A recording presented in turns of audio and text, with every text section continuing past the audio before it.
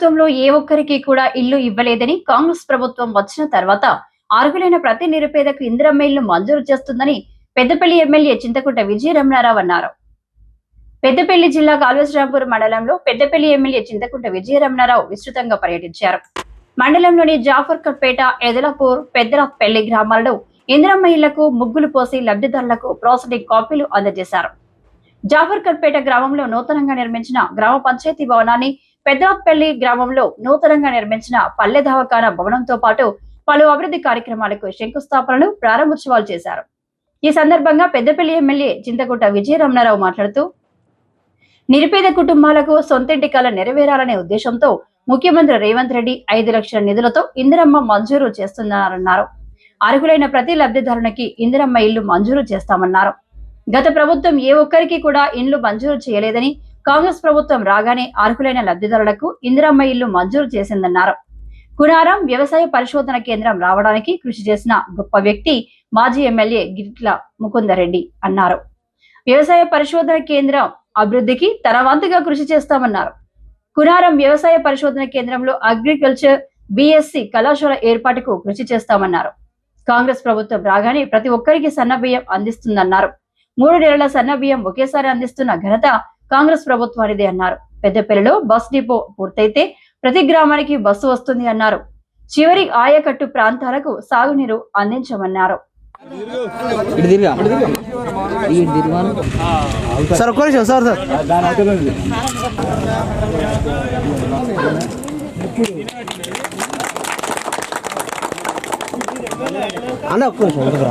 అన్న ఒకసారి sir sir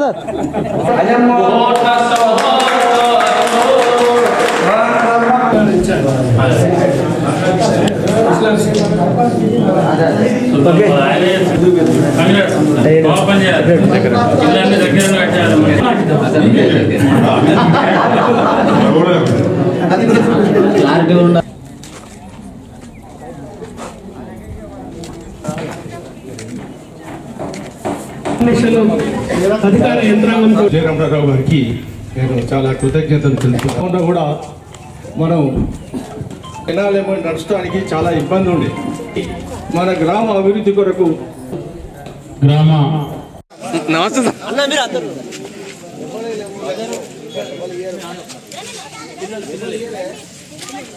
ఒకసారి అందరూ ఉండండి.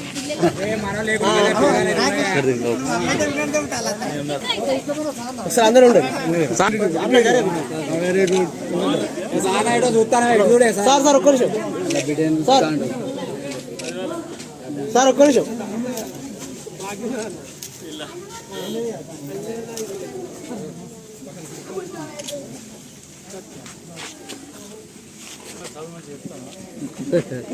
సైడ్ జరుగు అన్న మీ జరుగు.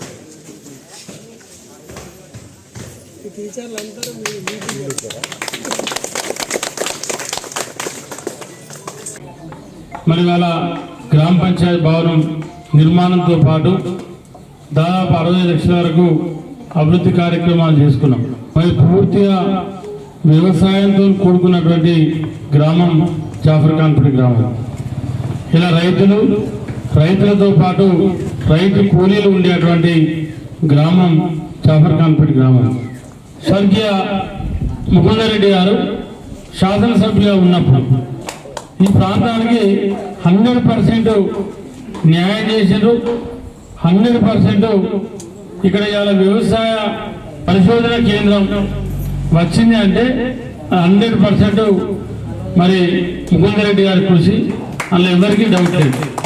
మీ గ్రామస్తులు కోరుకున్నట్టు ఏదైతే వ్యవసాయ పరిశోధన కేంద్రానికి మన ఆర్ఎన్బై రోడ్ నుండి బరాబరి 5 కిలోమీటర్లు ఉంటాయి కావచ్చు, ముఖ్యంగా పీటీ రోడ్ వేసే బాధ్యత నాది 100%. అలా వేరే ఎవరికి ఎలాంటి సందేహం అవసరం లేదు. అదేవిధంగా మీరు అడగలేదు ఇంకో విషయం, మంగళపేట టర్నింగ్ నుండి ఇద్లాపూర్ వరకు డబల్ రోడ్ కంప్లీట్ అయింది. అంటే ఈ పక్క నుంచి ఆ పక్కకు ఒక 7-7.5 కిలోమీటర్లు మిగిలింది. ఇవన్నీ చేద్దాం. గ్రామంలో కూడా ఏవేవైతే మిగిలిపోయిన పనులు ఉన్నాయో, ఇప్పుడు పోషమ్మ దేవాలయం కాడికి పోయినాం. ఇలా సీసీ రోడ్ పెట్టాం 5 లక్షలతో పోషమ్మ దేవాలయం కాడ. ఏదైతే స్పెషల్ ఫండ్ల పెట్టాం, అవైలబుల్ ఫండ్ల, ఆ ఫండ్తోని రోడ్ అవుతుంది. రోడ్తో పాటు ఆ దేవాలయం చుట్టూ కూడా సీసీ రోడ్డు నిర్మాణం చేసుకోవడానికి మీకు అవకాశం ఉంది. మిగతా ఇంకా ఎస్సీ బీసీ వర్గాలలో చాలా మంది ఇల్లు ఉన్నారు. ఈ 12 ఇళ్ళు సరిపోవు, కనీసం ఇంకొక 40 ఇళ్ళు పడతాయి. ఊళ్ళో ఈజీగా 40 ఇళ్ళు పడతాయి. 40 కానీ ఇంకా 50 కానీ ఒక్క ఇల్లు లేకుండా ఇచ్చే బాధ్యత మాది నడుస్తున్నాం. దాదాపు 70% మంది రైతులకు 2 లక్షల వరకు రుణమాఫీ జరిగింది.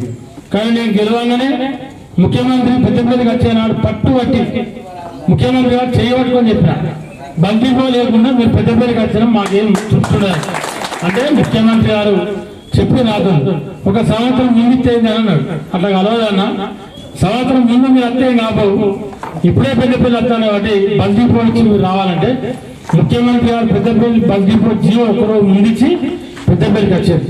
దాని పెద్దపల్లి బస్ స్టాండ్ పక్కకుండానే 4 ఎకరాల ల్యాండ్ అలాట్ చేశాం. అక్కడ ఎంపీడీఓ ఆఫీసు, ఈ ఆఫీసు, సిపిఓ ఆఫీసు అన్ని తీసేసాం. అక్కడ నుంచి తీసి దాన్ని అప్పయిపోయింది. 6 నెలల్లో బంతిపో కంప్లీట్ అవుతాయి. మనకే 50-60 బస్సులు వస్తాయి.